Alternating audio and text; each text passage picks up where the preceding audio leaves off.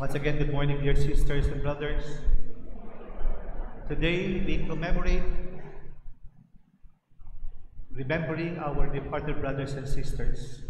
We celebrate, in a way, through prayers, offerings that we have to do in the cemetery, and likewise,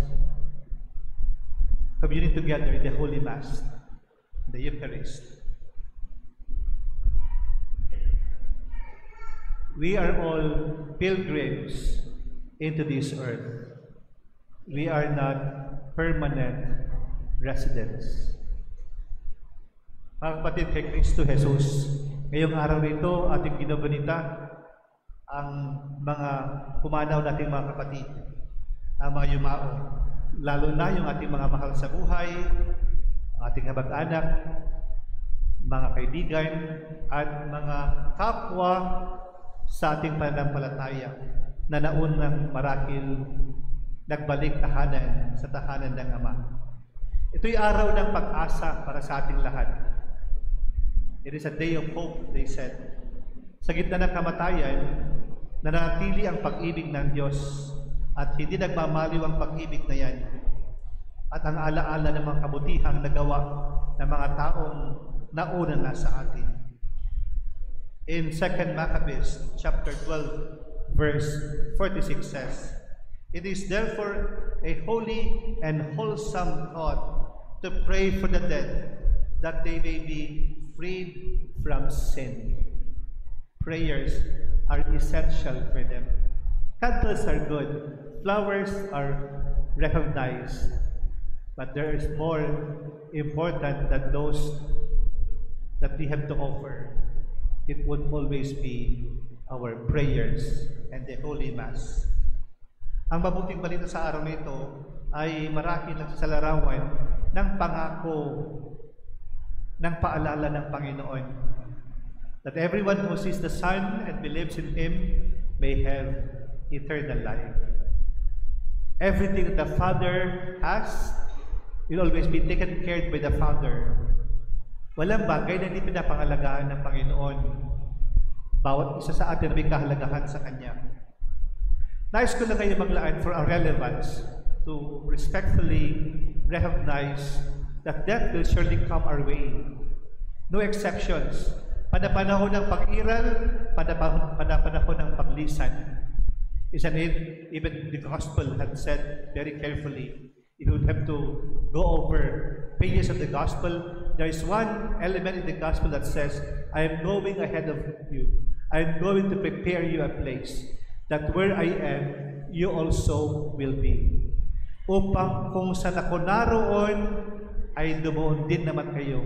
Ipaghahanda kayo ng pananahanan sa buhay na ito.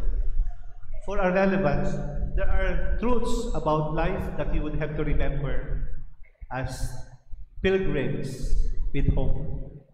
Ang buhay ay biyaya, undoubtedly. Subalit, ito'y may hangganan, may katapusan ang buhay na ito sa lupang ibabaw. We are only transients into this world. We live in a temporary shelter, they said. Life is short, so it is up to us to maximize opportunities, living this life to the fullest for the Lord. We only have to recognize na yung mga bagay na may pansamantalang dumadaloy sa buhay natin. Hindi ba napupuna habang tumatanda, nagkakaroon ng pagkawala ng lakas o kaya humihina ang katawan. Kalusugan minsan ay confronted with the reality of some sickness. Yung tikas ng katawan na babago, kumukulubot ika nila, hindi na permanente. But then, we only live this life just once. There's no repetition of this life. There's no Xerox copy of this life. And there would be no extension of this life. Why? Because we only live this way just once. That's the first note. Lahat ng bagay, pati buhay ng tao, may katapusan sa lupang ibabaw. Pangalawa, napaalala sa atin ng Panginoon, ang buong panahon ng ating buhay ay nakalaan ng ating paghahanda sa darating nating tutunguhan. And in fact, even the gospel had promised us very carefully, I shall raise him up on the last day. There's a destination that we look forward. So what's the invitation therefore? To live the purpose of our lives. Initially, bahagi ng purpose of life, to know the Lord, to know Jesus, to love the Lord, and to serve the Lord.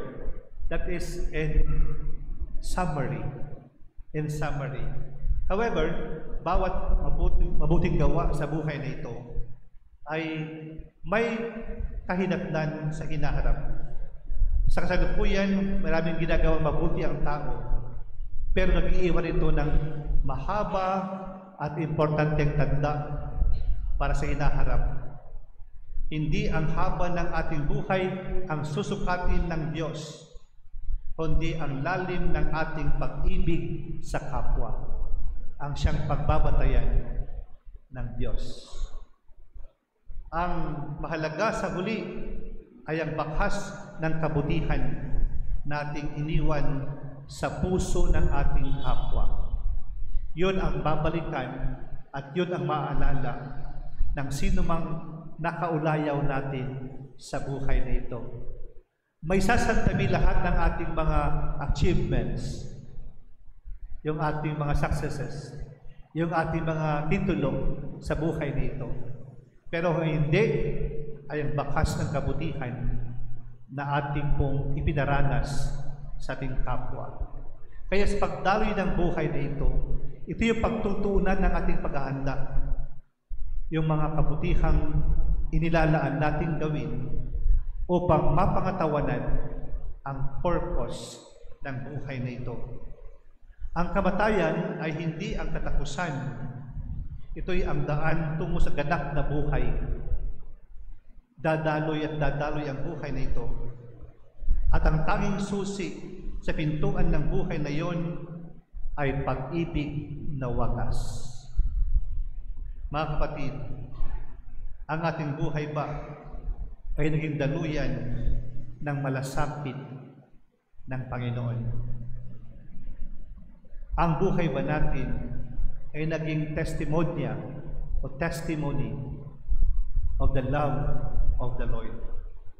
Pangatlo na paalala, ang wagas na paraan upang parangalan ang ating mga minamahal na yumao sa araw na ito ay hindi lamang sa pag-aalay ng panalangin, ng bulaklak at pagsisindi ng kandila, kundi ang ipagpapatuloy ang mabuting nagawa nila sa buhay na ito.